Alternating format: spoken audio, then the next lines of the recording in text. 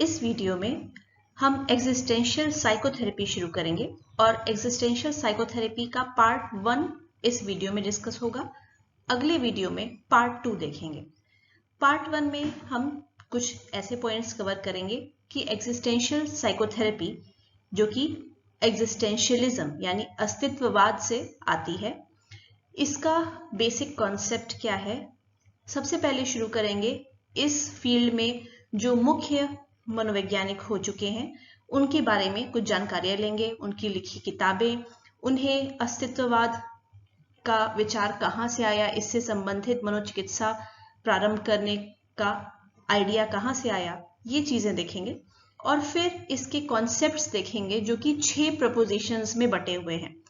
इस पार्ट 1 में हम सिर्फ 3 प्रपोजिशंस देखेंगे और इसके सेकेंड पार्ट में बाकी 3 प्रपोजिशंस और उसके साथ ही थेरेपी की क्या प्रक्रिया होती है, इन चीजों को कवर करेंगे। सबसे पहले बात कर लेते हैं इस फील्ड के जो मुख्य व्यक्ति हैं एग्जिस्टेंशियल साइकोथेरेपी से जुड़े हुए, उनके बारे में। इसमें से एक प्रमुख नाम आता है विक्टर फ्रैंकल का, जो कि वियना, जो कि ऑस्ट्रिया देश की राजधानी है और ये देश यूरोप में पड़ता है, वहां पर ये पैदा हुए थे और इनकी शिक्षा दीक्षा भी वहीं से हुई थी। 1942 से 1945 के बीच फ्रैंकल एक प्रिजनर की तरह, एक कैदी की तरह रहे नाजी कंसंट्रेशन कैंप्स में। जो आप जानते हैं कि जर्मन लोग, जो यहूदी लोग थे, जूइश पीपल थे, उनसे नफरत करते थे, उनको खराब रेस मानते थे, उनको मिटाना चाहते थे। और नाजी कंसंट्रेशन कैंप्स के बारे में आपने सुना होगा, उसमें इन्हें रहना पड़ा अपने पूरे परिवार के साथ। कंसंट्रेशन कैंप में इनका बहुत ही दर्दनाक अनुभव रहा, क्योंकि इनकी आंखों के सामने कैंप में इनके माता पिता, इनके भाई, इनकी पत्नी और बच्चे ने दम तोड़ दिया। उनको ये घटना, ये भयावह अनुभव बहुत ही विस्तृत तौर पे याद रहा, लेकिन उसके बाद भी इन घटनाओं के चलते उन्होंने जीवन के लिए अपने प्रेम, अपने उत्साह को कम नहीं पड़ने दिया। उन्होंने देश दुनिया में भ्रमण किया और कई सारे लेक्चर दिए, यूरोप में, लैटिन अमेरिका में, साउथ ईस्ट एशिया में। और उनकी एक बहुत ही प्रमुख किताब जो कि बेस्ट सेलर भी रही पूरी दुनिया में, जिसका नाम था मैन्स सर्च फॉर मीनिंग, ये किताब भी इन्होंने लिखी। हालांकि फ्रैंकल ने अस्तित्ववाद से जुड़े इस अप्रोच को, एग्जिस्टेंशियल थेरेपी को, काफी पहले ही शुरू कर दिया था। इसकी संकल्पना या इसका विचार उनके दिमाग में काफी पहले आ गया था, नाजी कैंप में रहने के काफी समय पहले। लेकिन कैंप में रहने के बाद, इतने लोगों की मृत्यु देखने के बाद, इनका इस फील्ड में विश्वास और प्रगाढ़ हो गया और मजबूत हो गया। फ्रैंकल ने जो भी चीजें महसूस की, जो अनुभव किया, इसके चलते जो भी अस्तित्ववादी दार्शनिक या लेखकों ने कहा था, उस पर इनका विश्वास और बढ़ गया कि कोई भी परिस्थिति हो, चाहे कितनी बुरी से बुरी परिस्थिति क्यों ना हो, हमारे पास हमेशा चॉइस होती है, हमेशा हमारे पास विकल्प मौजूद होता है।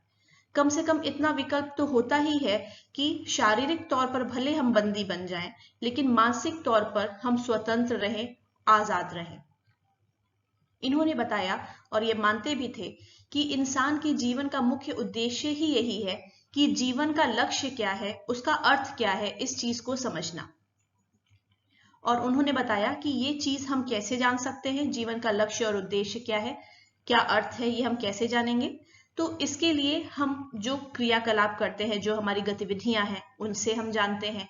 हम जब चीजें महसूस करते हैं, भावनाएं महसूस करते हैं, जैसे प्रेम, उपलब्धि इत्यादि, तो हम समझते हैं। और सिर्फ पॉजिटिव चीजों से ही नहीं, सकारात्मक चीजों से ही नहीं, नकारात्मक चीजें जैसे सफरिंग, झेलना, परेशान होना, इन चीजों से भी हमें जीवन के अर्थ और उसके उद्देश्य के बारे में समझ में आता है। फ्रैंकल प्रसिद्ध है लोगोथेरेपी के लिए। लोगोथेरेपी, ये चिकित्सा इन्होंने दी।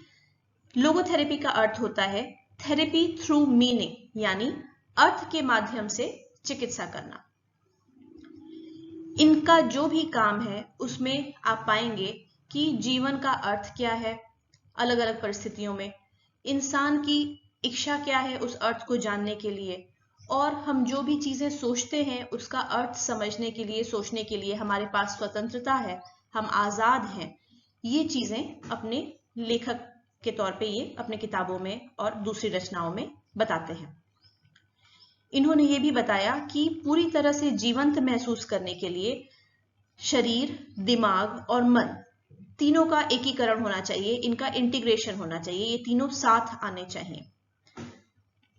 इनकी जो हालिया लेख हैं उससे एक चीज सामने आती है कि इनका मानना है कि मॉडर्न मैन जो है, आज के समय का इंसान जो है, उसके पास संसाधन तो है जीने के लिए, लेकिन जीने का अर्थ नहीं है। जिंदगी क्यों है, उसके जीवन का क्या मकसद है, क्या उद्देश्य है, क्या अर्थ है उसके जीवन का, वो उसे नहीं पता है। अगली प्रसिद्ध हस्ती जो है, जो एग्जिस्टेंशियल साइकोथेरेपी से जुड़ी हुई है, वो है रोलो मे की। रोलो मे अमेरिका के ओहायो में पहले रहते थे और बाद में फिर वो मिशिगन में रहने लगे, और इनके 5 भाई और एक बहन थी जिसके साथ ये रहते थे। जब ये अपने बचपन के दिनों को याद करते हैं तो ये काफी उदास हो जाते हैं, क्योंकि इनका बचपन अच्छा नहीं बीता था, और इसी के चलते इनका रुझान मनोविज्ञान और परामर्शन के क्षेत्र में हुआ। इनकी व्यक्तिगत जीवन की अगर बात करें तो उसमें भी काफी संघर्ष रहा, जैसे कि इनकी 2 शादियां दोनों ही असफल रहीं। जब ये अपनी पीएचडी की पढ़ाई कर रहे थे, डॉक्टोरल प्रोग्राम में थे, तब इन्हें ट्यूबरक्यूलोसिस हो गया, क्षय रोग की बीमारी हो गई, टीबी हो गया, जिसके चलते उन्हें एक सैनिटेरियम में 2 साल रहना पड़ा। सैनिटेरियम ऐसी जगह होती है, एक हॉस्पिटल के जैसी, जहां पे गहन बीमारियों का इलाज किया जाता है। जब ये 2 साल के लिए वहां पर थे और स्वस्थ होने के क्रम में थे, तब वो कई सारी चीजें सीखे। एंजाइटी के स्वरूप के बारे में, दुश्चिंता क्या होती है, उसका स्वरूप क्या है, उसकी प्रकृति क्या है, इसके बारे में उन्होंने कई चीजें सीखी। इन्होंने बहुत सारी पढ़ाई भी की, जैसे कि सोरेन कीरगार्ड एक व्यक्ति हैं, उनकी किताबें पढ़ी, जिससे कि इन्हें और ज्यादा जानकारी मिली एंजाइटी के बारे में। और एंजाइटी किस प्रकार की, अपने अस्तित्व से जुड़ी एंजाइटी। इन सब से प्रभावित होकर इन्होंने एक किताब लिखी जिसका नाम था द मीनिंग ऑफ एंजाइटी। इनकी एक और प्रसिद्ध किताब है जिसका नाम है लव एंड विल, जिसमें इनके अपने व्यक्तिगत अनुभव और संघर्ष, खासकर प्रेम और अंतरंग संबंधों को लेकर, उसके बारे में इन्होंने बहुत विस्तार से इस किताब में बताया है। इनका मानना था कि मनोचिकित्सा का उद्देश्य होना चाहिए कि लोगों की मदद की जा सके, ताकि वो अपने जीवन के उद्देश्य और उसके अर्थ को जान सके। इनका मानना था कि इंसान के सामने कुछ इस तरह के प्रश्न हमेशा रहते हैं, जैसे अंतरंग संबंध, यौन संबंध, बूढ़ा होना, मृत्यु का सामना करना, किसी काम को करने के लिए कदम उठाना। इस तरह के प्रश्न इंसान के सामने हर समय मौजूद रहते हैं। मे के अनुसार इंसान के सामने सबसे बड़ी चुनौती ये होती है कि ऐसी दुनिया में रहना जहां पर वो बिल्कुल अकेला है और उसे पता है कि एक न एक दिन उसे मौत का सामना करना है।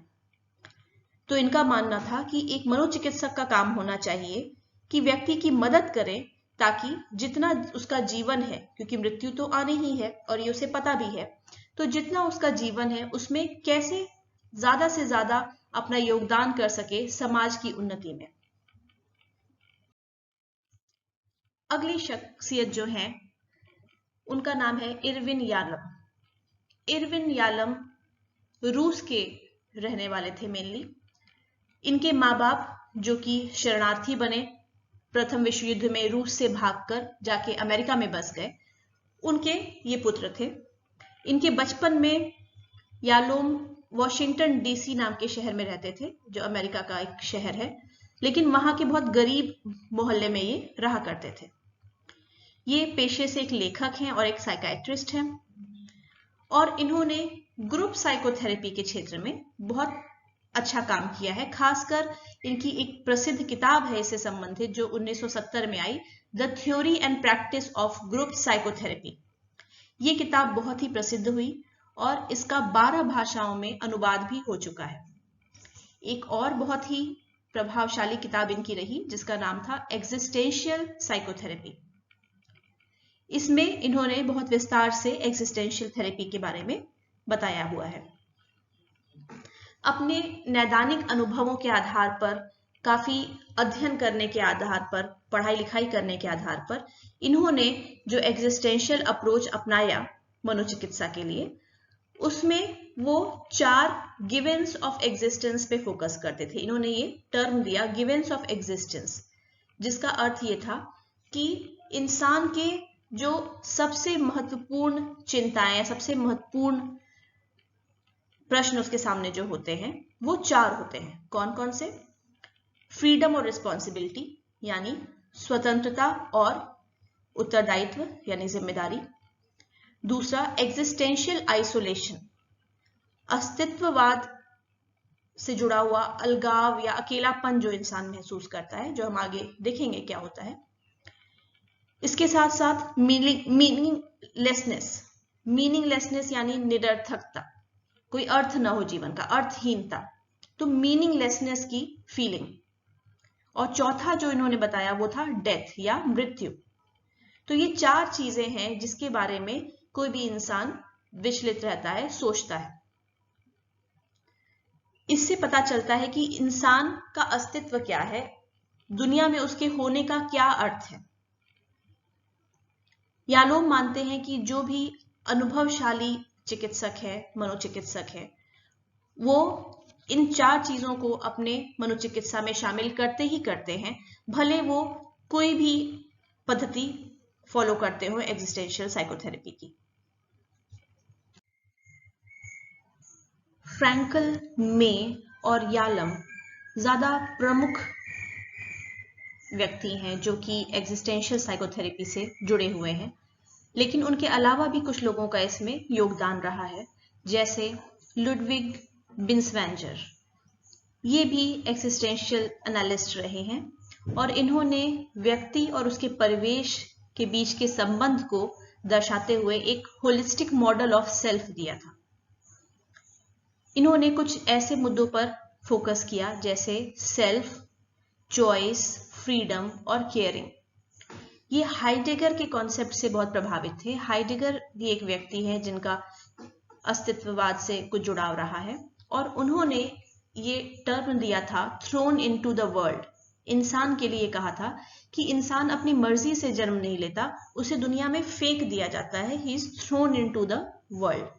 लेकिन उसी कॉन्सेप्ट को और आगे ले जाते हुए बिन्सवेंजर ने कहा कि हम भले ही दुनिया में फेंक दिए जाते हैं, इस तरह प्रतीत होता है, लेकिन इस फेंक दिए जाने की वजह से हम अपनी जिम्मेदारियों, अपने कर्तव्यों से या चुनाव करने से या अपने भविष्य के बारे में कुछ तय करने से हम मुक्त नहीं हो सकते। ये जिम्मेदारी से हम बरी नहीं हो सकते, ये हमें जिम्मेदारी फिर भी उठानी है। इन्होंने एग्जिस्टेंशियल एनालिसिस के बारे में बात की, जिसको कि दासियन एनालिसिस टर्म से जाना जाता है, जिसमें ये इस बात पर फोकस करते थे कि व्यक्तिगत तौर पर और आत्मिक तौर पर इंसान के अस्तित्व का अर्थ क्या है और उसके क्या आयाम है, क्या पहलू है। इन्होंने बताया कि जब थेरेपी की जाती है या मनोचिकित्सा की जाती है तो इंसान या जो व्यक्ति हमारे पास आया है, जो क्लाइंट है, उसके लिए वहां भी चॉइस का एक समय रहता है, उसे चुनाव करना है वहां पर। उन्होंने बोला कि साइकोएनालिटिक थ्योरी जो कि साइकोसिस पे ज्यादा फोकस करती है, वहां से पहले इन्होंने फोकस अपना शुरू किया, लेकिन वहां से फिर हटकर इन्होंने अस्तित्ववाद के कॉन्सेप्ट को अपना लिया और अपने पेशेंट को उसी आधार पर ये इलाज करते थे। इसी तरह एक दूसरी हस्ती है मेडार्ड बॉस। बिन्सवेंजर और बॉस ये दोनों ही शुरुआती समय में एग्जिस्टेंशियल साइकोएनालिस्ट रहे हैं और एग्जिस्टेंशियल साइकोथेरेपी में इन्होंने अपना योगदान दिया है। इन्होंने दासियन की बात की, जैसा अभी हमने दासियन एनालिसिस देखा था, वैसे ही दासियन शब्द इन्होंने दिया, जिसका अर्थ होता है बीइंग इन द वर्ल्ड, दुनिया में अपना अस्तित्व रखना, जिसका एक और अर्थ ये है कि इंसान के अंदर ये क्षमता हो कि वो अपने जीवन की घटनाओं को समझ सके, उस पर विचार कर सके और उसके अर्थ को अपना सके, उसको ग्रहण कर सके। इनका मानना था कि जो मनोचिकित्सक होता है उसे मनोचिकित्सा के दौरान क्लाइंट के व्यक्तिगत दुनिया में उतरना पड़ता है, उसे उसके नजरिए से चीजों को देखना पड़ता है और तब उसे सामने वाले के अनुभव से समझ में आ पाता है कि वो व्यक्ति अपने अस्तित्व को किस तरह से देखता है। बिन्सवैंजर और बॉस दोनों ही हाइडेगर के काम, जिसका नाम था बीइंग एंड टाइम, उनकी लिखी किताब थी, उससे ये दोनों ही बहुत प्रभावित थे और उसी के आधार पर इन्होंने अपना अस्तित्ववाद का कॉन्सेप्ट डेवलप किया। बॉस ने भी एक प्रसिद्ध किताब लिखी जिसका नाम था दासियन एनालिसिस एंड साइको एनालिसिस। आखिर में बात करते हैं एक और हस्ती की जिनका नाम था जेम्स बुगेंटॉल।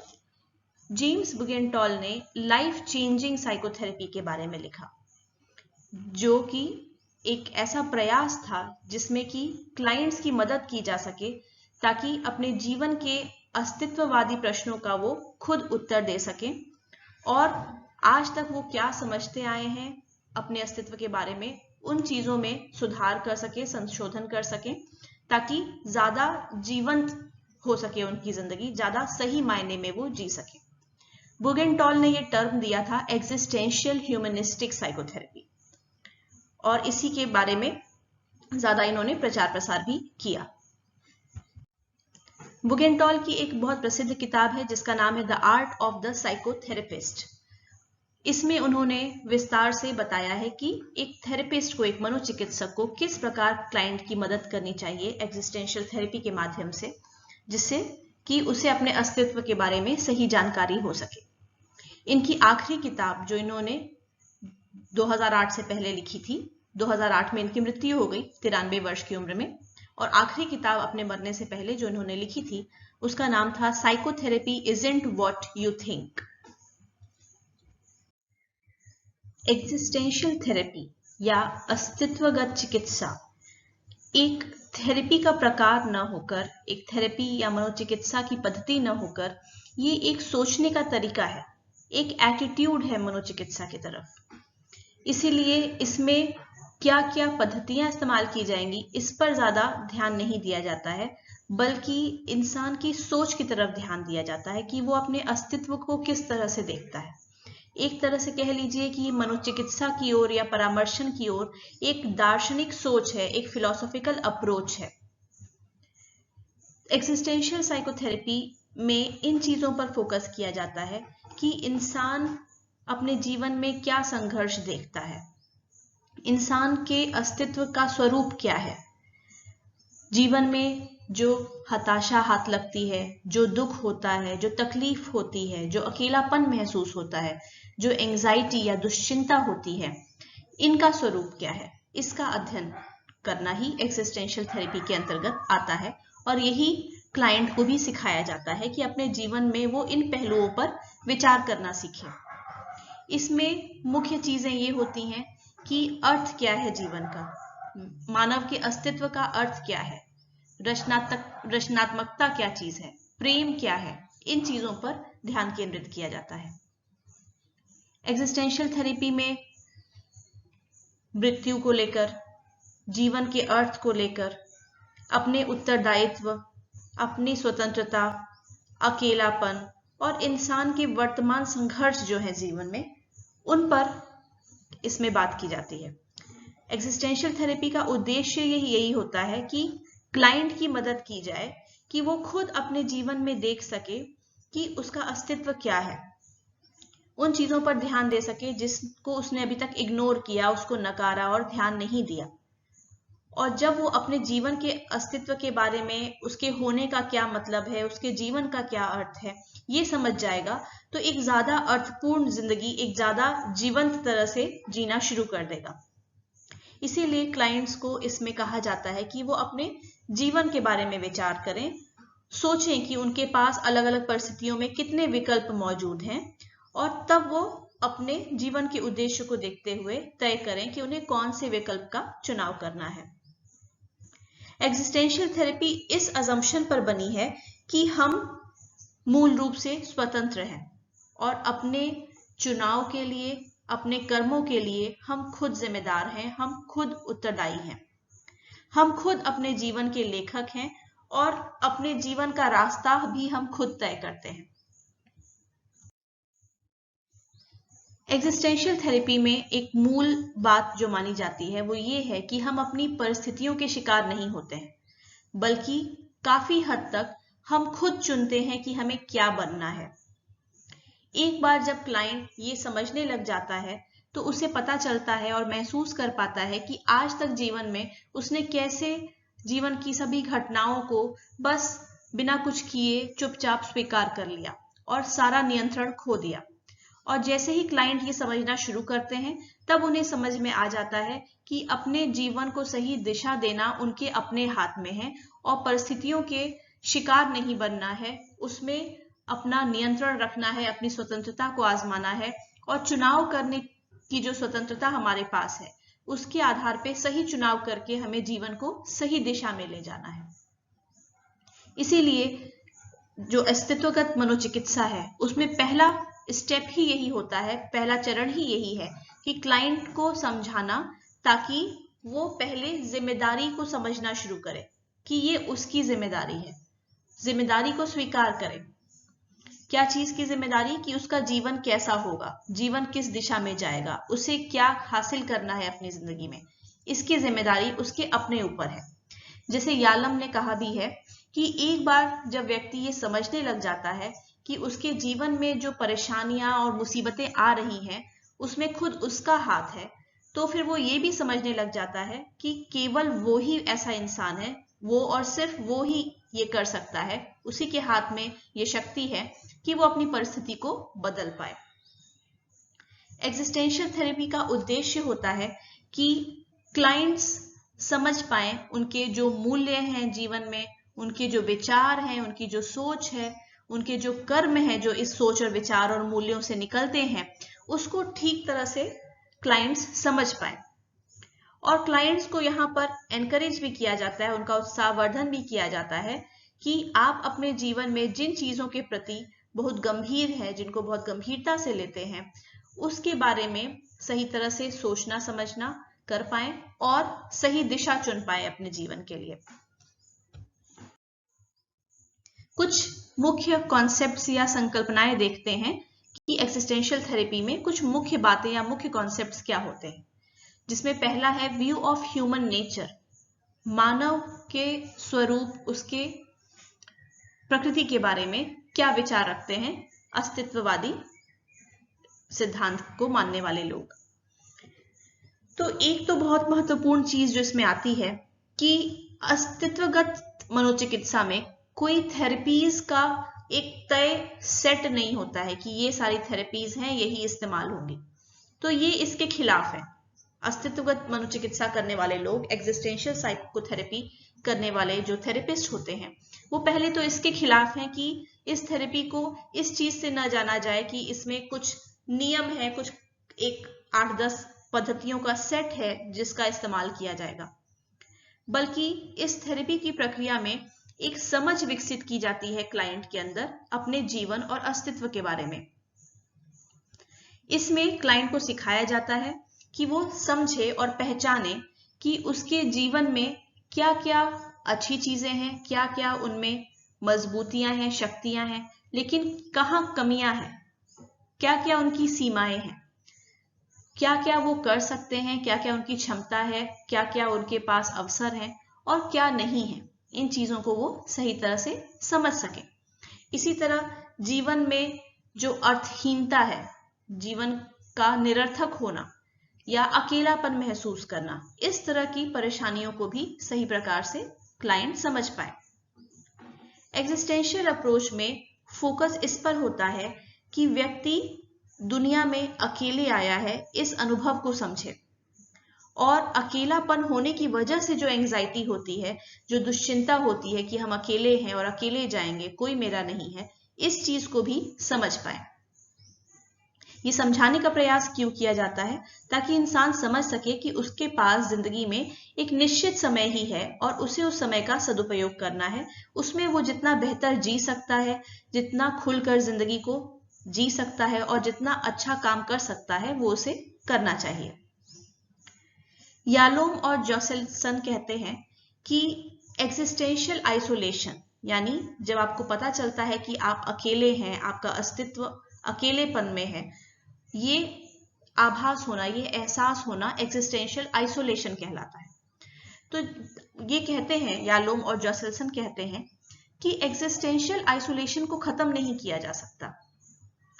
आपको पता होता है कि आप अकेले आए हैं और अकेले जाएंगे दुनिया से, तो कितना भी संबंध बना लें किसी के साथ, उससे एग्जिस्टेंशियल आइसोलेशन की भावना नहीं खत्म हो जाती।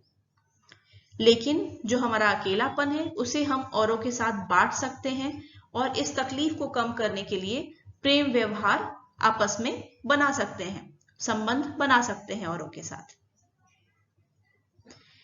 एग्जिस्टेंशियल व्यू जो है इंसान के बारे में, इंसान के स्वरूप और उसकी प्रकृति के बारे में, उसमें ये भी एक बात आती है कि हमारा जो अस्तित्व है उसको हम एक बार में तय नहीं कर सकते कि एक दिन बैठा, सोचा, विचारा और तय कर लिया कि मेरा अस्तित्व ये है, मेरे जीवन का ये अर्थ है। ऐसे एक बार में फिक्स नहीं किया जा सकता, क्योंकि समय के साथ हमारे अंदर परिवर्तन आते हैं, हमारे उद्देश्य और इच्छाएं भी बदलती रहती हैं।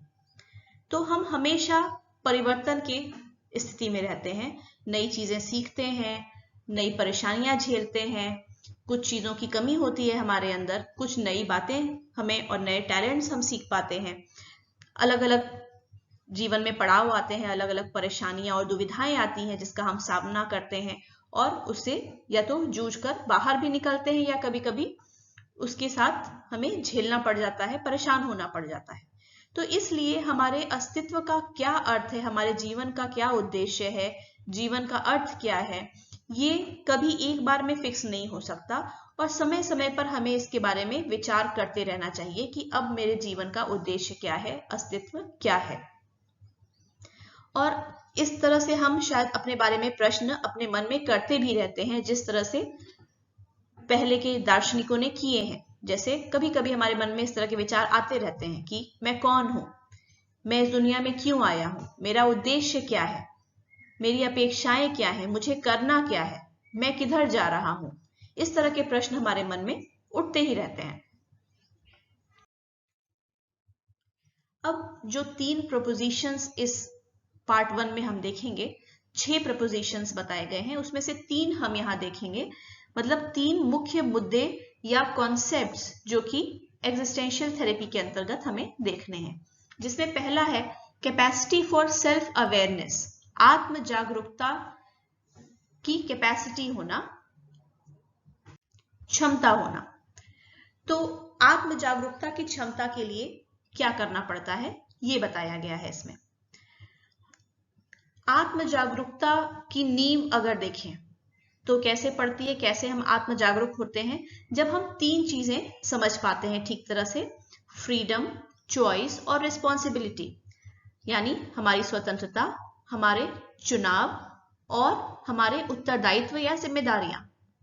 जितना ही हमारी आत्म जागरूकता बढ़ेगी उतना ही हमारी स्वतंत्रता के लिए पॉसिबिलिटीज बढ़ जाती हैं, संभावनाएं बढ़ जाती हैं। जितना हम अपने बारे में ज्यादा जानेंगे, ज्यादा जागरूक होंगे, उतना ही हम ज्यादा स्वतंत्र भी महसूस करते हैं। और हम अपनी जागरूकता को बढ़ाकर किस तरह से एक पूर्ण या खुलकर जीवन जीने का आनंद ले सकते हैं, तो हमें अपनी जागरूकता इसके लिए बढ़ानी पड़ेगी इन क्षेत्रों में जो यहाँ पर आपको दर्शाए गए हैं। जैसे पहला, हमें ये समझना होगा, इस बारे में जागरूक होना होगा कि हम सीमित हैं, यानी जीवन में हमारे पास असीमित समय नहीं है कि हम जो चाहें वो कभी भी कर सकते हैं। तो हमें ये पहचानना और इसके बारे में जागरूक होना जरूरी है कि हमारे पास जिंदगी में सीमित समय है। दूसरा, हमारे पास कर्म करने के लिए क्षमता है। हमारे पास ये क्षमता है कि हम तय करें हमें कर्म करना है या नहीं करना है। कर्म नहीं करना भी एक फैसला होता है और ये जो पॉइंट है काफी मिलता जुलता है, जैसे गीता में भगवान कृष्ण ने भी बताया है कि इंसान हर समय कर्म करता ही है, वो कर्म से बच नहीं सकता। अगर वो तय करता है कि उसे कुछ नहीं करना है तो ये भी कर्म है, कुछ न करना भी एक कर्म है।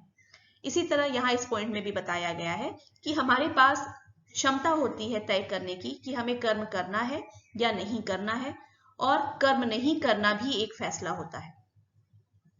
तीसरी बात कि अपने कर्म हम खुद चुनते हैं और इसलिए कुछ हद तक आंशिक रूप से अपनी किस्मत के लिए हम खुद जिम्मेदार होते हैं। हम खुद अपनी किस्मत तय करते हैं, आंशिक रूप से हम खुद अपनी किस्मत बनाते हैं, क्योंकि अपने कर्मों का चुनाव हम खुद करते हैं।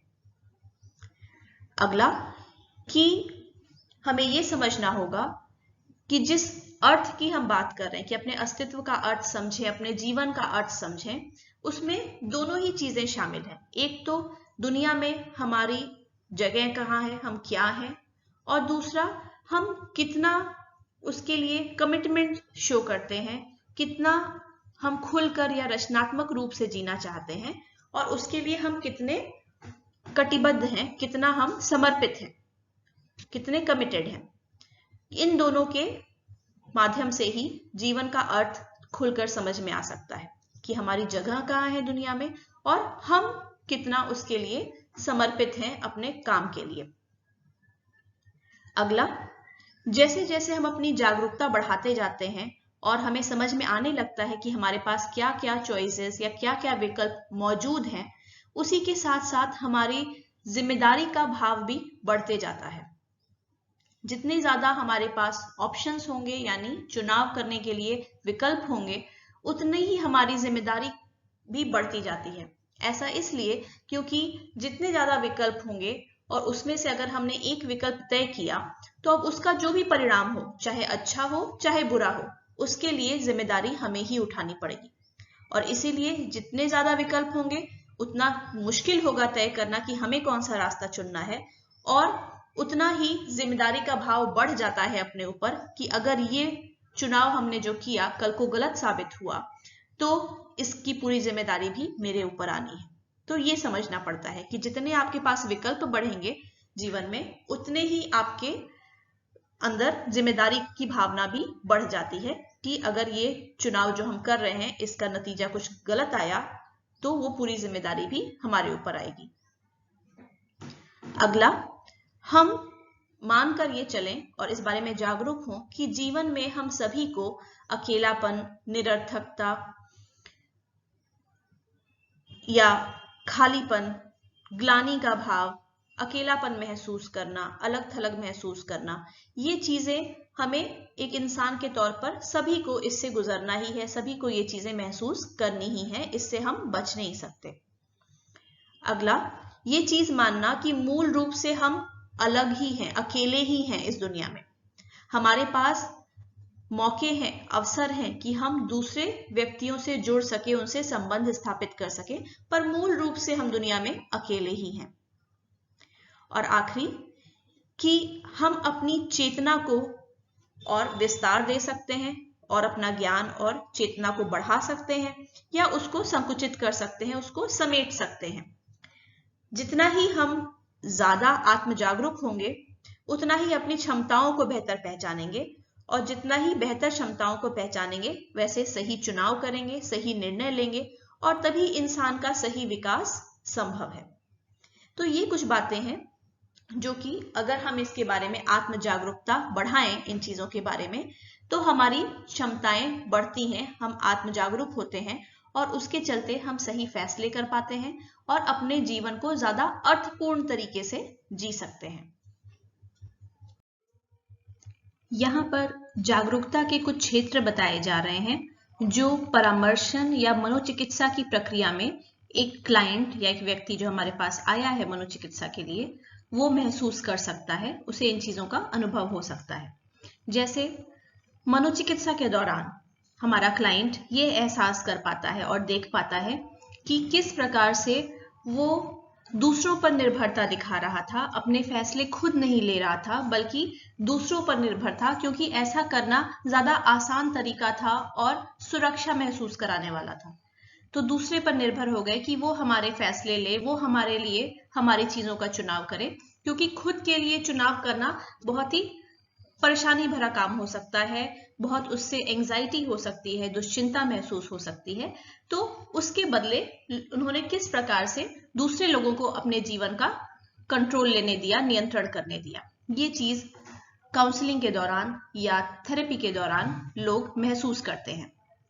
इसी तरह से वो ये देखना शुरू कर पाते हैं कि किस तरह से उनकी अपनी पहचान उनके द्वारा नहीं परिभाषित की गई है, बल्कि दूसरे लोग उन्हें कैसे देखते हैं, उनके डेफिनेशन में, उनकी परिभाषा में ये लोग अपनी पहचान ढूंढ रहे हैं। हमेशा दूसरों से चीजों की पुष्टि मांगते रहेंगे, दूसरों से सलाह मांगते रहेंगे और खुद अपने अंदर नहीं झांक कर देखेंगे, खुद से अपने बारे में नहीं पूछेंगे, बल्कि दूसरों से अपने बारे में राय लेंगे।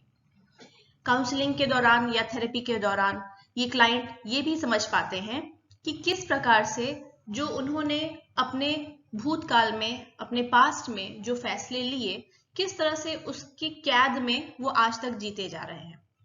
और फिर उन्हें काउंसलिंग और थेरेपी के दौरान ये भी एहसास होता है कि वो कोई बंदी नहीं है अपने पुराने फैसलों के। अगर कभी उन्होंने गलत फैसले ले भी लिए अपने पास्ट में, तो अब वो उसमें परिवर्तन कर सकते हैं, नए फैसले ले सकते हैं और काफी हद तक चीजों को सुधार सकते हैं। तो पिछले फैसलों का शिकार होकर, उसका बंदी बनकर रहने की जरूरत नहीं है। वो ये भी सीखते हैं थेरेपी के दौरान कि वो कुछ घटनाएं जो जीवन में हो रही हैं उन्हें तो नहीं बदल सकते, उन पर उनका वश नहीं है, लेकिन ये उनके नियंत्रण में जरूर है कि जो घटनाएं हो रही हैं उन्हें किस नजरिए से देखें और उसके प्रति क्या प्रतिक्रिया दें। ये कहा भी जाता है कि एक जैसी घटनाएं लगभग सबकी जिंदगी में हो सकती हैं, लेकिन इंसान का नजरिया और उसके प्रति प्रतिक्रिया क्या है, रिस्पॉन्स कैसा है उस घटना के लिए, उसके हिसाब से दोनों में अलग अलग असर दिखेगा। कोई व्यक्ति बहुत उदास हो जाएगा, अवसाद से घिर जाएगा, परेशान हो जाएगा, वहीं दूसरा उसको एक चुनौती के रूप में या अवसर के रूप में भी देख सकता है और बेहतर कर सकता है। तो यहाँ पर थेरेपी के दौरान लोग समझते हैं, ये चीज सीख पाते हैं कि वो घटनाओं को नहीं पूरी तरह बदल सकते, पर उनके प्रति उनका रवैया क्या है, उनकी सोच क्या है उस घटना के लिए, उसको जरूर बदलना इनके हाथ में है। इसी तरह वे सीखते हैं कि जैसे उनका भूतकाल जो था, पास्ट जो था, वो तो अब जो हो गया वो घटनाएं हो गई, उसमें अगर उन्होंने गलत फैसले लिए तो लिए, अब वो नहीं बदला जा सकता। पर इसका ये अर्थ नहीं है कि अब फ्यूचर भी उनके वश में नहीं है और पास्ट की तरह फ्यूचर पे भी उनका कोई वश नहीं चलने वाला है। वो अपने पास्ट से सीख कर, गलतियों से सबक लेकर अपने फ्यूचर को बेहतर और नई दिशा दे सकते हैं। उन्हें यह भी एहसास होता है थेरेपी के दौरान कि किस तरह से परेशानियां, चुनौतियां, संघर्ष, मृत्यु, इन सब चीजों के विचार उनके दिमाग में घर कर गए हैं। वो इतना इन चीजों के बारे में सोचते रहते हैं और चिंतित रहते हैं कि अपना कीमती समय, जो जीवन का समय है, वो नष्ट करते जा रहे हैं और खुलकर जिंदगी नहीं जी रहे हैं, क्योंकि इन चीजों के बारे में चिंता कर रहे हैं या इन ख्यालों से परेशान हैं। उन्हें ये भी समझ में आता है और वो इस चीज को स्वीकारने भी लग जाते हैं कि उनके अंदर कुछ कमियां हैं, कुछ उनके जीवन में कुछ सीमाएं हैं, उनकी क्षमताएं भी असीमित हैं, ऐसा नहीं है। लेकिन इसका मतलब ये नहीं है कि वो अपने को महत्वहीन इंसान समझे। उनकी कीमत है, उनकी जिंदगी की कीमत है, उनका अपना एक अस्तित्व है, उनका अपना एक महत्व है, जिसके लिए उन्हें परफेक्ट होने की जरूरत नहीं है। उनमें कमियां हैं तो हैं, लेकिन इसका मतलब ये नहीं है कि उन कमियों के चलते वो एक महत्वहीन इंसान हो जाते हैं, उनके जीवन का कोई महत्व नहीं रह जाता, ऐसा नहीं है। तो परफेक्ट होने की जरूरत नहीं है महत्वपूर्ण होने के लिए। ये भी चीज ये महसूस करते हैं परामर्शन के दौरान या मनोचिकित्सा के दौरान। इसी प्रकार से उन्हें इस बात का भी एहसास होता है कि वो आज के वर्तमान समय में ठीक से जी नहीं रहे हैं खुलकर, क्योंकि वो अपने पास्ट से ग्रसित है, पास्ट के बारे में विचार करते रहते हैं या फ्यूचर के लिए, भविष्य के लिए प्लानिंग करते रहते हैं कि मुझे ये करना है, ऐसे करना है, या बहुत सारे काम एक साथ लिए रहते हैं, जिसकी वजह से अपने वर्तमान का समय वो नष्ट कर रहे हैं और खुलकर महसूस नहीं कर पा रहे हैं, अपने जीवन को खुलकर जी नहीं पा रहे हैं। तो ये बातें उन्हें एहसास होती हैं, उनकी जागरूकता बढ़ती है इन चीजों के बारे में, जब एक मनोचिकित्सक उनकी मदद करता है कि वो अपने अस्तित्व को, अपने जीवन को समझें और उसके अर्थ को पहचानें। तो इस तरह से आत्म जागरूकता बढ़ती है क्लाइंट की, और इसमें न सिर्फ वो ये समझते हैं कि हमारे पास क्या क्या विकल्प मौजूद हैं, बल्कि क्या क्या चीजें हैं जो उन्हें प्रेरित करती हैं, क्या क्या कारक हैं जो उन्हें प्रभावित करते हैं, उनके व्यक्तिगत उद्देश्य क्या है जीवन में, यही सब समझा पाना, इस सब का एहसास दिला पाना क्लाइंट को, यही उद्देश्य होता है अस्तित्वगत मनोचिकित्सा का। क्लाइंट्स ये भी समझते हैं कि उन्हें एक कीमत चुकानी पड़ेगी इस आत्म जागरूकता की। कीमत यहाँ पैसे से मतलब नहीं है। आत्म जागरूकता बढ़ाने की कीमत चुकानी पड़ेगी का अर्थ ये है कि जैसा आप जानते हैं आमतौर पे भी जीवन में कि जब तक हम कोई चीज नहीं जानते हैं, उससे अनभिज्ञ हैं, हमें जानकारी नहीं है चीजों के बारे में, तब तक हम खुश रहते हैं। जितना हम सच जानते जाते हैं चीजों के बारे में, हमें जितनी जानकारी होती जाती है, उतना हमें दुख हो सकता है, कष्ट हो सकता है, परेशानियां बढ़ सकती हैं। और फिर कभी कभी हमें लगता है कि अच्छा ही था कि ये चीज नहीं जानते थे, जान लिया तो और मुसीबत हो गई। वही बात यहाँ भी है कि जैसे जागरूकता बढ़ती जाती है तो उसकी एक कीमत चुकानी पड़ती है। और कीमत ये कि अब क्योंकि व्यक्ति जान गया है कोई चीज, अपने बारे में उसको जागरूकता हो गई है, तो अब उससे वो अनजान नहीं हो सकता। फिर पहले वाली परिस्थिति में जब वो कुछ नहीं जान रहा था, उस परिस्थिति में वापस नहीं लौट सकता। इसीलिए अगर किसी चीज के बारे में नहीं पता है तो इंसान संतुष्ट रहता है, ज्यादा परेशान नहीं होता, लेकिन फिर उसे जीवन खुल के जीने का, अपनी क्षमताओं का पूरा इस्तेमाल करने का एहसास भी नहीं रहता है। लेकिन जैसे ही वो अपने बारे में ज्यादा जानकारी एकत्र करेगा, ज्यादा जागरूक होगा अपनी क्षमताओं के बारे में, जीवन में अपने उद्देश्य के बारे में, तो इसको मौका मिलता है कि वो ज्यादा खुलकर और ज्यादा बेहतर जिंदगी जी सके, जो दूसरों के काम आए, समाज के काम आए। लेकिन साथ ही कई तरह की परेशानियां भी बढ़ जाती हैं, क्योंकि कई तरह की चुनौतियां, कई तरह की दुश्चिंताएं, कई तरह की समस्याएं भी खड़ी हो जाती हैं। अगला प्रोपोजिशन जो हमें देखना है, एक अगला कॉन्सेप्ट जो कि एक्जिस्टेंशियल साइकोथेरेपी से जुड़ा है, उसका नाम है फ्रीडम एंड रिस्पॉन्सिबिलिटी, स्वतंत्रता और उत्तरदायित्व। और आसान शब्दों में कहें तो आजादी और जिम्मेदारी। तो एक्जिस्टेंशियल साइकोथेरेपी में ये माना जाता है कि इंसान स्वतंत्र है, वो अपने फैसले खुद कर सकता है, उसके पास जो भी विकल्प मौजूद हैं उसमें से वो अपना चुनाव खुद कर सकता है।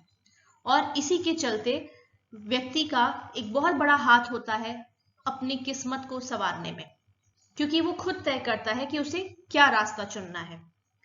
श्नाइडर और क्रक के हिसाब से एक्जिस्टेंशियल थेरेपी में 3 मूल्यों पर बात की जाती है: freedom to become, capacity to reflect और capacity to act. Freedom to become यानी इंसान के पास पूरी स्वतंत्रता है, आजादी है कि उसे क्या बनना है। लेकिन इसका अर्थ ये मत समझ लीजिएगा कि क्या बनना है का मतलब इंसान कुछ भी बन सकता है।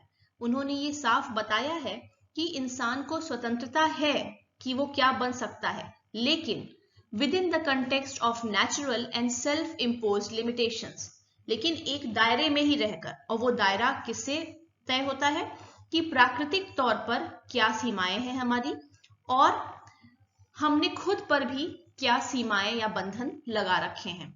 उस सीमा में, उस दायरे में रहते हुए हमें स्वतंत्रता है कि हम क्या बनना चाहते हैं। उदाहरण के लिए, अगर कोई लड़की कहे, जिसको कहा जाए कि आपको स्वतंत्रता है, आप कुछ भी बन सकती हैं, तो वो कहे कि मैं लड़का बन जाना चाहती हूँ, मैं वृद्ध बन जाना चाहती हूँ, मान लीजिए उदाहरण के तौर पे, तो ये तो नहीं संभव है, क्योंकि ये प्राकृतिक सीमा है हमारी कि हमारे एक निश्चित उम्र है, हमारा एक निश्चित लिंग है, तो हम परिवर्तन नहीं कर सकते हैं। तो यहाँ पर यही कह रहा है कि हमें आजादी है कुछ भी बनने की, लेकिन हमारे दायरे में रहते हुए। वो दायरा किससे तय हो रहा है कि हमारे ऊपर प्राकृतिक सीमाएं क्या हैं, प्राकृतिक बंदिशें क्या लगी हुई हैं, और हमने खुद के ऊपर भी क्या बंदिशें लगा के रखी हैं। हम खुद के ऊपर भी बंदिशें लगाते हैं, जैसे हमारे पास काफी क्षमताएं हो चीजें करने की, लेकिन हम वो चीजें न करना चाहें, हमें डर लगे, हम प्रयास न करना चाहें, मेहनत न करें, तो ये सीमाएं हमने खुद पर लगा रखी हैं, जिसकी वजह से हम नहीं कर पाएंगे। तो प्राकृतिक सीमाएं और अपनी खुद के ऊपर हमने जो सीमाएं लगाई हैं, उस दायरे में रहते हुए हमें पूरी स्वतंत्रता है कि हम क्या बनना चाहते हैं। दूसरा है capacity to reflect on the meaning of our choices.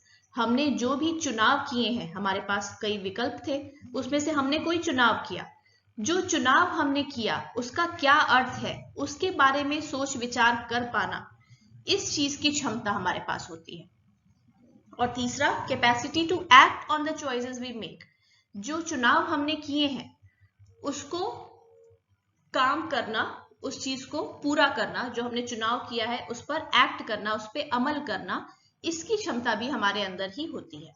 तो इन 3 मूल्यों पर एग्जिस्टेंशियल थेरेपी में बहुत प्रकाश डाला जाता है। हालांकि हम ये नहीं चुनते कि हम किस परिस्थिति में पैदा होंगे, कैसे घर में पैदा होंगे, कैसे समाज में पैदा होंगे, फिर भी हमारी किस्मत क्या होगी, हमारा भविष्य क्या होगा, ये हमारे अपने हाथ में है, क्योंकि हम चुनाव कर सकते हैं कि हमें कौन सा रास्ता लेना है। हमारे पास जब विकल्प मौजूद हो तो उसमें से हम चुन सकते हैं कि हमें कौन सा विकल्प अपनाना है। सार्टर के अनुसार हमेशा हमारे जीवन में तरह तरह के विकल्प आते रहते हैं और उसमें हम क्या चुनते हैं यही तय करता है कि हम किस तरह के इंसान बनते हैं। इसलिए जब तक इंसान जिंदा है, जीवित है, तब तक उसके सामने विकल्प आते रहेंगे, ऑप्शंस आते रहेंगे, चुनने के मौके आते रहेंगे और उसे सोच समझकर चुनाव करना चाहिए। जो चुनाव हम करते हैं उसके लिए अगर उत्तरदायित्व नहीं लेंगे, उसके लिए जिम्मेदारी नहीं लेंगे कि हाँ हमने ये चुनाव किया, अब इसका जो परिणाम हो अच्छा या बुरा उसके उत्तरदायी हम हैं, उसके जिम्मेदार हम हैं, जब तक हम ऐसे उत्तरदायित्व नहीं लेंगे अपनी स्वतंत्रता का, चुनाव करने की स्वतंत्रता का, तब तक हम खुलकर जीवन नहीं जी रहे हैं, हम सही मायने में जीवन नहीं जी रहे हैं। इसीलिए एक्जिस्टेंशियल थेरेपी में एक कॉन्सेप्ट ये भी है कि जब तक हमारे पास आजादी होती है चुनने की या तय करने की, तब तक हमें अच्छा भी लगता है, लेकिन ऐसी आजादी से हम बचना भी चाहते हैं, आजादी से भागते हैं, जिम्मेदारी उठाने से भागते हैं। और इसी को शॉन पॉल सार्टर ने नाम दिया है इनऑथेंटिसिटी, क्योंकि अपनी जिम्मेदारी उठाने से, व्यक्तिगत उत्तरदायित्व लेने से हम बचते हैं, हम भागते हैं। हम जहां पे चुनाव करना है, चीजें चुननी है, वहां पर बचते हैं क्योंकि हमें भय लगता है जिम्मेदारी लेने से अपने चुनाव का, और हम वहां पर एक्सक्यूजेस देते हैं, बहाने बनाते हैं कि मैं तो ऐसा ही हूं इसलिए मैं कुछ कर नहीं सकता, मुझे क्रोध आता है क्योंकि मैं ऐसा ही हूं, मेरा स्वभाव ही है, बचपन से ही मैं ऐसा हूं, मैं इसी तरह से हूं, मेरा ऐसा व्यवहार बन गया है क्योंकि मेरा परिवेश ऐसा रहा, मैं ऐसी परिस्थिति में पला बढ़ा, बहुत गरीबी में रहा। इस तरह की बातें एक्सक्यूज मानी जाती हैं एक्जिस्टेंशियल थेरेपी के नजरिए से। इसे इनऑथेंटिसिटी माना जाता है, मतलब आप यथार्थ में नहीं जी रहे हैं, सच्चाई से नहीं जी रहे हैं अपने जीवन को, उसमें आप बहाने बना रहे हैं, आप जिम्मेदारी नहीं ले रहे हैं। अपनी जिम्मेदारी से अनभिज्ञ रहना, इसके बारे में जागरूकता नहीं रखना, इसका अर्थ ये होता है कि आप अपने जीवन का नियंत्रण औरों के हाथ में दे रहे हैं, या मानकर चल रहे हैं कि अपने जीवन की परिस्थितियों पे आपका कोई जोर है ही नहीं, आपका कोई वश है ही नहीं, वो बाहरी कारकों से प्रभावित हो रही हैं। जैसे कुछ लोग कहेंगे जगह ही खराब है, लोग ही ऐसे हैं, कुछ कहेंगे किस्मत में ही ऐसा है, कुछ कर ही नहीं सकते। इन चीजों को सही नहीं माना जाता एक्जिस्टेंशियल थेरेपी के नजरिए से। वहां माना जाता है कि आप बस दोषारोपण कर रहे हैं, आप बहाने बना रहे हैं, आप जिम्मेदारी नहीं ले रहे हैं, आपकी किस्मत, आपका भविष्य, आपका जीवन आपके अपने हाथ में है, पर आपको भय लगता है जिम्मेदारी उठाने से, इसलिए आप उससे बचकर भागते हैं और बहाने बनाते हैं और दूसरों को उत्तरदायी मानते हैं। यहाँ फ्रीडम की जो बात की गई है, स्वतंत्रता या आजादी की जो बात की गई है, यहाँ आजादी का मतलब ये हुआ कि हम अपने जीवन के लिए, अपने कर्मों के लिए, और कभी अगर हम कर्म नहीं करते हैं, कर्म करने से कतराते हैं, बचते हैं, जो हमारा ड्यूटी है, हमारा जिम्मेदारी है जो, वो हम नहीं अगर करते हैं, तो इन सब चीजों की फ्रीडम हमारे पास है। अगर हम कर्म करने का चुनाव करते हैं तो भी ये हमारी आजादी के अंतर्गत आता है, अगर हम चुनते हैं कि हमें काम नहीं करना है तो भी ये हमारी आजादी है कि हम चुन सकें कि हमें क्या करना है और क्या नहीं करना है।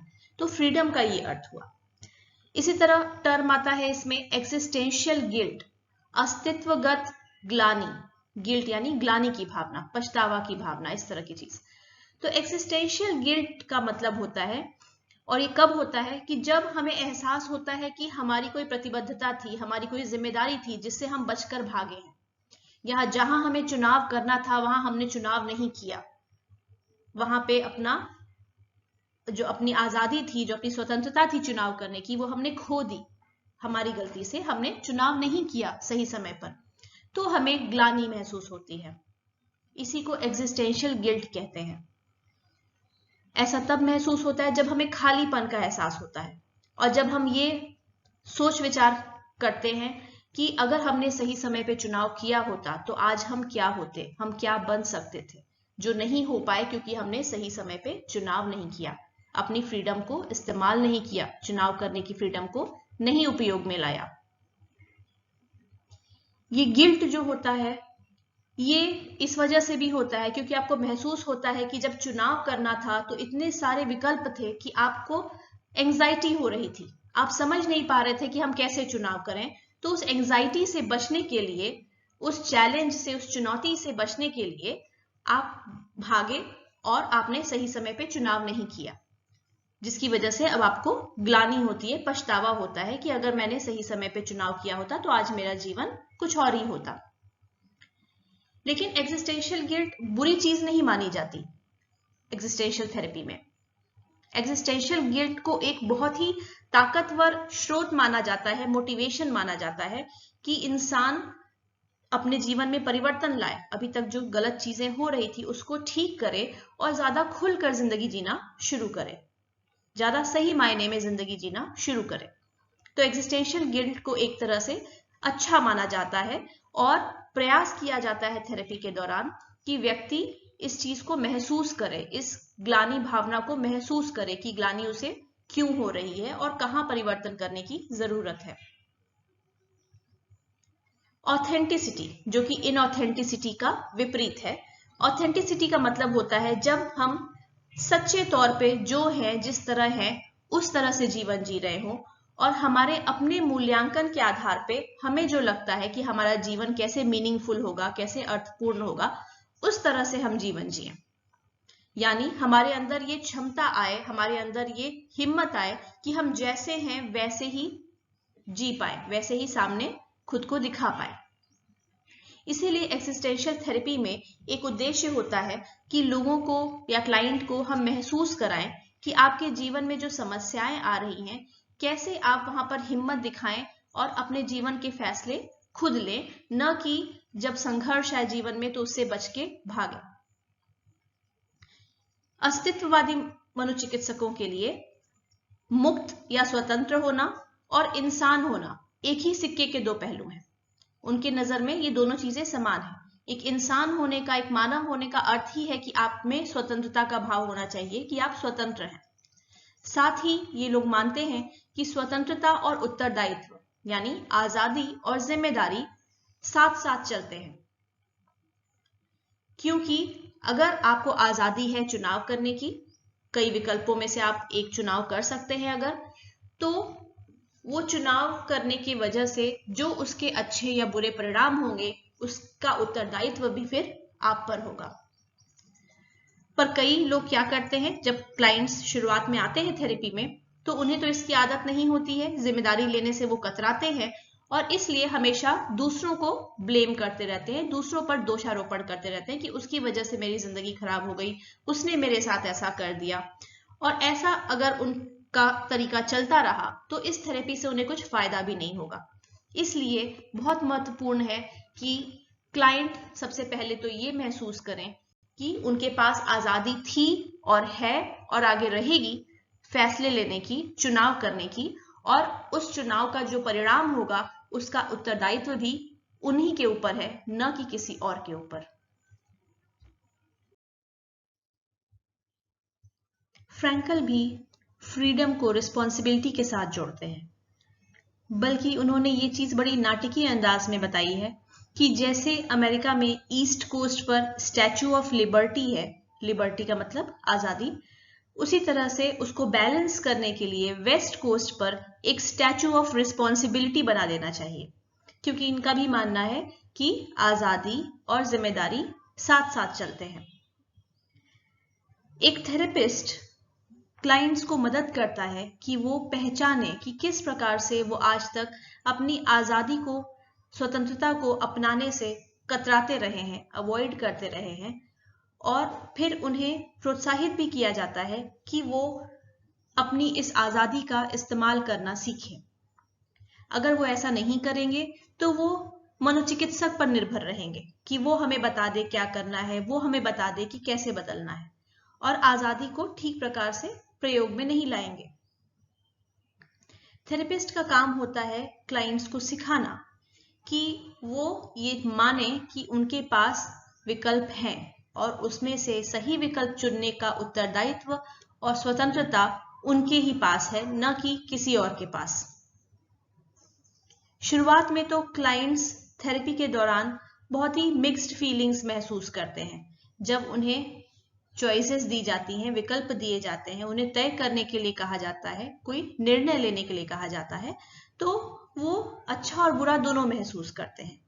जैसा कि रसल ने बताया भी है कि जब हमारे पास ऑप्शंस नहीं होते हैं, विकल्प मौजूद नहीं होते हैं, जब हमें चुनाव करने का मौका नहीं दिया जाता है, तो हमें खराब भी लगता है, बुरा भी लगता है। लेकिन जब हमें मौका दिया जाता है, जब हमसे हमारी राय पूछी जाती है, जब हमारे पास मौका होता है कि अपने जिंदगी के फैसले हम खुद लें, तब हम घबराते भी हैं। तो दोनों ही चीजें होती हैं और इसीलिए लोगों में मिक्स्ड फीलिंग्स होती है। जब उन्हें मौका दिया जाता है अपने बारे में तय करने के लिए, तो उन्हें अच्छा भी लगता है कि उन्हें स्वतंत्रता है, वो अपना चुनाव खुद कर सकते हैं, पर उन्हें भय भी लगता है। और एग्जिस्टेंशियलिज्म या अस्तित्ववाद का काम ही यही है कि इसमें व्यक्ति को सही तरह से अवगत कराया जाए कि किस प्रकार उसके पास जो अनेक विकल्प मौजूद हैं उसका वो ठीक तरह से इस्तेमाल कर सके। अक्सर लोग मनोचिकित्सा के लिए आते हैं क्योंकि उन्हें महसूस होता है कि उनका अपने जीवन पे कोई नियंत्रण ही नहीं रह गया है, और क्योंकि अभी तक उन्हें आदत होती है कि अपने फैसले खुद नहीं लेने हैं, दूसरों से पूछ लिया, दूसरों से मदद ले ली, दूसरों से अपने फैसले लेने के लिए कह दिया। इसीलिए जब वो आते भी हैं काउंसलर के पास या थेरेपिस्ट के पास, तो वो सामने वाले से ही, यानी मनोचिकित्सक से, परामर्शक से ही एडवाइस मांगते हैं कि आप ही सलाह दीजिए, आप ही बताइए मैं कौन सा रास्ता चुनूं। तो उनको लगता है कि उनकी सारी परेशानियां अचानक से कुछ जादुई छड़ी घुमाई जाएगी और सब चीज ठीक हो जाएगा। लेकिन यहाँ थेरेपिस्ट को बहुत ही सावधान रहना होता है कि अभी तक जो निर्भरता का जीवन वो जीते आए हैं और अपनी आजादी का उन्होंने खुद के लिए इस्तेमाल नहीं किया है, ये तरीका, ये पैटर्न तोड़ना है। और इसलिए थेरेपिस्ट कभी भी क्लाइंट के प्रश्नों का सीधे से जवाब नहीं दे देता। उसे क्लाइंट को सिखाना है कि वो खुद अपने लिए फैसले लें। उनको प्रेरित भी किया जाता है कि अपने फैसले वो खुद लें, न कि थेरेपिस्ट की तरफ देखें कि उससे कुछ उपाय मिल जाएगा। तो क्लाइंट्स को बताया जाता है, उन्हें महसूस कराया जाता है कि आप ये समझिए कि किस तरह से आप आज तक अपनी आजादी खोते आए हैं, दूसरों पर निर्भरता दिखाते आए हैं। और जब उन्हें ये महसूस होने लगता है, तब कहा जाता है कि क्या आप ये पैटर्न बदलने के लिए तैयार हैं? क्योंकि ये भावना कि उन्हें अपना ये पैटर्न बदलना है, दूसरों पर से निर्भरता हटानी है, ये उन्हें खुद तय करना होगा। ये न थेरेपिस्ट तय करेगा, न उनके जीवन के दूसरे लोग तय करेंगे। और ऐसा इसलिए भी हो सकता है कि उनके जीवन में जो दूसरे लोग हैं, हो सकता है उन्हें भी कुछ फायदा मिलता हो क्लाइंट को अपने ऊपर निर्भर रख के। तो इसलिए वो कभी आगे से नहीं आएंगे कहने के लिए कि हाँ तुम्हें स्वतंत्र होना है। इसलिए ये फैसला कि ये बदलाव करना है, क्लाइंट के अपने मन से आना चाहिए। अब आते हैं प्रोपोजिशन 3 पर, जो कि इस वीडियो का आखिरी प्रोपोजिशन है, और अगले 3 हम नेक्स्ट वीडियो में देखेंगे। प्रोपोजिशन 3 है striving for identity and relationship to others. अपनी पहचान बनाने और दूसरों से संबंध स्थापित करने की जद्दोजहद या संघर्ष। लोग हमेशा चाहते हैं कि हम यूनिक बने रहें, हमारी अलग पहचान दिखे, हम दूसरों से अलग दिखाई दें, लेकिन साथ ही साथ उन्हें इसमें भी रुचि होती है कि दूसरों से मिलजुल कर रहें और दूसरों से संबंध स्थापित करके रहें। तो हम खुद को पहचानना भी चाहते हैं, अपनी अलग व्यक्तिगत पहचान भी बनाना चाहते हैं, लेकिन बिल्कुल अलग थलग भी नहीं रहना चाहते, दूसरों के साथ मिलकर संबंध में रहना चाहते हैं। अपनी स्वयं की पहचान बनाना, व्यक्तिगत पहचान होना, ये एक हिम्मत का काम है। और क्योंकि हम सामाजिक जीव हैं तो हम पूरा प्रयास भी करते हैं कि दूसरों के साथ भी जुड़े रहें, संबंध बनाकर रखें। अगर हम ऐसा नहीं कर पाते हैं तो हमें अकेलापन महसूस होता है, अलगाव महसूस होता है। हमारे साथ समस्या ही ये होती है कि हम आज तक अपने जीवन में जो महत्वपूर्ण लोग हैं, जैसे माता पिता हो गए, करीबी दोस्त हो गए, भाई बहन हो गए, घर के और लोग हो गए, अपने जीवन में जो भी महत्वपूर्ण लोग हैं हमारे, आज तक हम उनसे ही दिशा निर्देश लेते आते रहे, उनसे ही जवाब मांगते रहे, उनकी ही जरूरतों को पूरा करते रहे, उनकी उम्मीदों पे खरे उतरने का प्रयास करते रहे। और हमने कभी अपने अंदर नहीं झांका, खुद पर भरोसा नहीं किया कि हमें क्या चाहिए, हमारे जीवन में कोई कठिनाई आई तो हमें क्या लगता है कि उसका उत्तर क्या होना चाहिए, हमें उस चीज को कैसे हैंडल करना चाहिए, बल्कि हमने हमेशा वो किया जो दूसरे हमसे उम्मीद या अपेक्षा करते रहे। और ये करने के प्रयास में, ये करने की प्रक्रिया में हम अपने आप से ही अलग होते गए, अपने आप के लिए ही अजनबी होते गए। दूसरों की उम्मीदों पे खरा उतरने के क्रम में हम भूल गए कि हम खुद क्या चाहते हैं जिंदगी से। इसलिए इसमें एक इंपॉर्टेंट कॉन्सेप्ट आता है, द करेज टू बी। हम क्या हैं वो होने की हिम्मत। तो हमें क्योंकि पता है कि हमारे पास एक सीमित समय ही है धरती पर, असीमित समय नहीं है कि हम जब चाहेंगे जो जो चीजें चाहेंगे सब इच्छाएं और जरूरतें, उम्मीदें पूरी कर लेंगे। इसलिए हमें जरूरी होता है कि हम ये समझें कि हमें क्या करना है। और जो भी ऐसी परिस्थितियां हैं, जैसे हमें अपनी मृत्यु का भय होता है कि एक दिन तो हमें इस दुनिया से चले जाना है, तो उस डर के होते हुए भी कैसे हम में ये हिम्मत आए कि हम जो हैं और जो हमारे पास सीमित समय है उसमें जो करना है वो चीजें किस प्रकार से हम अचीव करें। जब भी क्लाइंट्स आते हैं एक्सिस्टेंशियल थेरेपी के लिए, तो अक्सर उनके मन में एक बहुत बड़ा डर ये होता है कि जब वो अपने अंदर झांकेंगे, जब थेरेपी में उनसे ये करने के लिए कहा जाएगा, तो उन्हें एहसास होगा कि उनका अपना कोई स्व है ही नहीं, अंदर से वो खोखले हैं, उनके अंदर कुछ है ही नहीं। वो बस अपने जीवन में जो महत्वपूर्ण लोग हैं उनकी अपेक्षाओं, उनकी उम्मीदों का एक पुतला भर है और कुछ नहीं है। और एक क्लाइंट ऐसा कुछ कह भी सकता है, जैसे कि मेरा ये भय है, मुझे ये डर है कि मुझे पता चलेगा कि मैं कुछ हो ही नहीं, मेरे अंदर कुछ है ही नहीं, मैं अंदर से खोखला हूं, अंदर कुछ भी नहीं है, और मैं कुछ भी नहीं रहूंगा अगर मैंने जो इतने नकाब पहने हुए हैं, इतने चेहरे पर मुखौटे लगाए हुए हैं दूसरों की उम्मीदों के, अगर मैं वो हटा दूं तो मैं उसके इतर कुछ हूं ही नहीं। और इस चीज का इन्हें भय होता है कि थेरेपी में अगर ये इन्हें एहसास होगा तो कितने डर की बात है ये।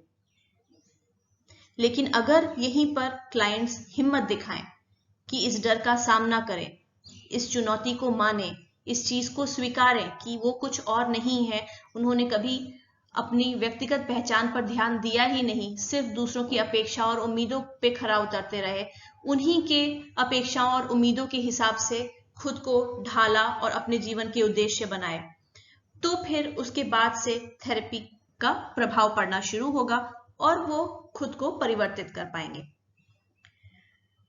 तो मनोचिकित्सक क्लाइंट की मदद करते हैं ऐसे डर का सामना करने में, पहचानने में कि वो अंदर से कितने खाली हैं, खोखले हैं या अर्थहीन हैं, और फिर उन्हें मदद करते हैं ये समझने में कि उन्हें जीवन में अपने चुनाव स्वयं करने होंगे।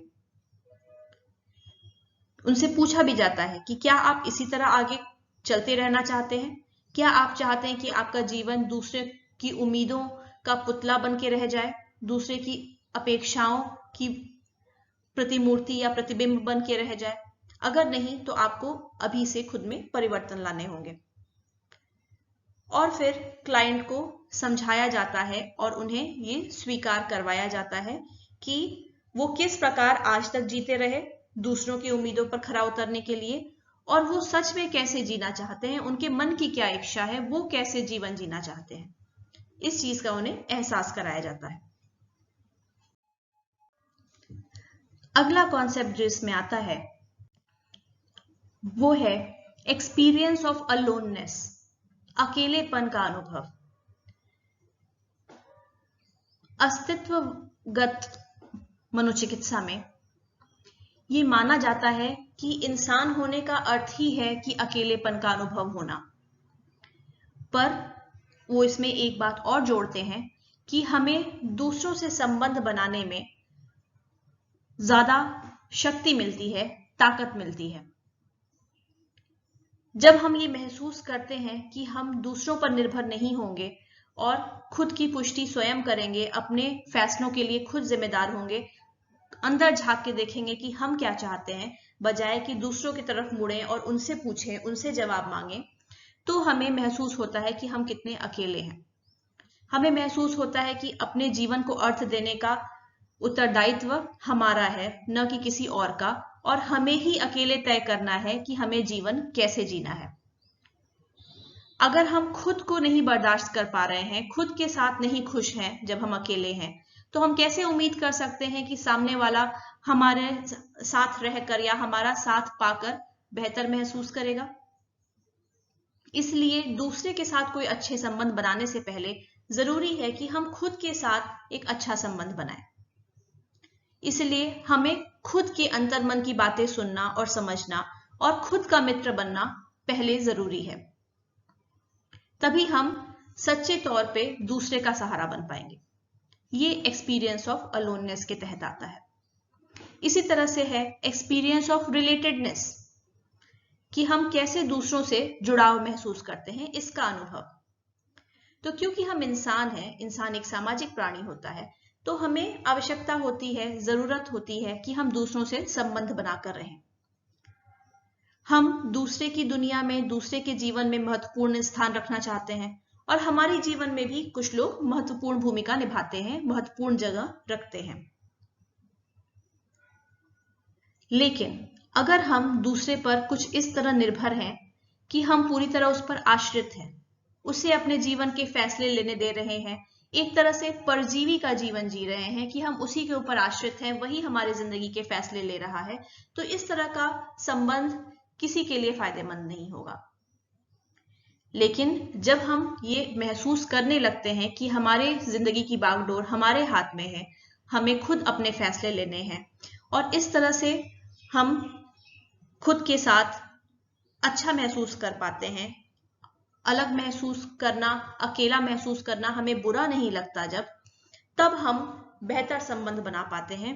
तब हम जब संबंध बनाते हैं दूसरों से, तो उसमें उनका भी फायदा होता है और हमारा भी फायदा होता है, और दोनों व्यक्ति उस संबंध में विकास की ओर अग्रसर होते हैं, ग्रोथ होती है उस रिलेशनशिप में। नहीं तो एक व्यक्ति दूसरे पर निर्भर रहता है और परजीवी वाला संबंध बना रहता है, जिसमें कोई ग्रोथ नहीं होती है। इसीलिए हमें अगर परिपक्व और स्वस्थ संबंध बनाने हैं, तो हमें दूसरों से संबंध स्थापित करना होगा, लेकिन उसके पहले हमें खुद को ठीक प्रकार से विकसित करना होगा। समझना होगा कि अपनी जिंदगी के लिए हम खुद उत्तरदायी हैं, और हर फैसले के लिए या अपनी जिंदगी की बागडोर किसी और के हाथ में देना ठीक नहीं है।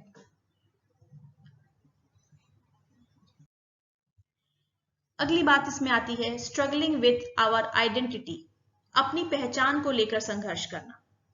क्योंकि जब हम समझने लगते हैं कि हम अकेले हैं, इस दुनिया में हम अकेले आए हैं, और अपने जीवन को संवारने या बिगाड़ने की जिम्मेदारी भी हमारे अकेले की है, न कि किसी और की, तो हमें अपनी पहचान को लेकर दुविधा होने लगती है, संशय होने लगता है। हम सोच नहीं पाते कि हम कौन हैं, हमारी पहचान क्या है, हमारी जगह कहाँ है इस दुनिया में। इसके लिए मनोचिकित्सा के दौरान थेरेपिस्ट चुनौती देता है क्लाइंट को कि वो पहचानना शुरू करें कि किस तरह उन्होंने अपनी आइडेंटिटी से, अपनी ही पहचान से विच्छेद कर लिया है, अलग हो गए हैं, और दूसरों को अपने जीवन का अधिकार दे दिया है। दूसरे लोग तय करते हैं कि उन्हें जीवन कैसे जीना है। तो इस तरह की प्रक्रिया थेरेपी के दौरान कभी कभी क्लाइंट्स के लिए बहुत डरा देने वाली होती है, जब उन्हें एहसास होता है कि अपनी जिंदगी पर उनका खुद का नियंत्रण ही नहीं है, बल्कि दूसरे लोग उनकी जिंदगी पर नियंत्रण करके रखे हुए हैं। और फिर उस चीज से अलग होना, इस पैटर्न को तोड़ना और अपने जीवन की जिम्मेदारी खुद लेना, ये भी एक भयावह कदम हो सकता है। डर सकते हैं कुछ क्लाइंट्स को, इसमें भय महसूस हो सकता है। लेकिन ऐसे में भी थेरेपिस्ट कभी भी आसान सॉल्यूशन नहीं दे देता है क्लाइंट को, क्योंकि उनका ये मानना होता है कि क्लाइंट को ही खुद के उत्तर ढूंढने हैं, उन्हें खुद पर निर्भर होना है। अगर वो अपने ऊपर निर्भरता बनने देंगे, थेरेपिस्ट अगर क्लाइंट को खुद के ऊपर निर्भर होने देंगे, तो वो पैटर्न बरकरार रहेगा। जिस तरह आज तक वो जीवन में दूसरे लोगों पर निर्भर थे, अब थेरेपिस्ट के ऊपर निर्भर होना शुरू हो जाएंगे और खुद अपनी जिंदगी की बागडोर नहीं संभालेंगे। इसलिए थेरेपिस्ट कभी भी, भले कितना डर लग रहा हो क्लाइंट्स को ये सब महसूस करने में, लेकिन थेरेपिस्ट कभी भी उनके लिए फैसले नहीं लेता, उन्हें निर्देश नहीं देता कि आपको क्या करना है, बल्कि उन्हें अपने फैसले खुद लेने देता है, उन्हें खुद अपने बारे में समझने देता है। पार्ट 1 हम यही खत्म करते हैं। अगले पार्ट में हम देखेंगे जो 3 और प्रपोजिशंस हैं, जिसमें कुछ मेन कॉन्सेप्ट्स या संकल्पनाएं एक्जिस्टेंशियल थेरेपी की डिस्कस की गई हैं, और उसके साथ ही फिर हम देखेंगे कि थेरेपी की प्रक्रिया क्या होती है। धन्यवाद।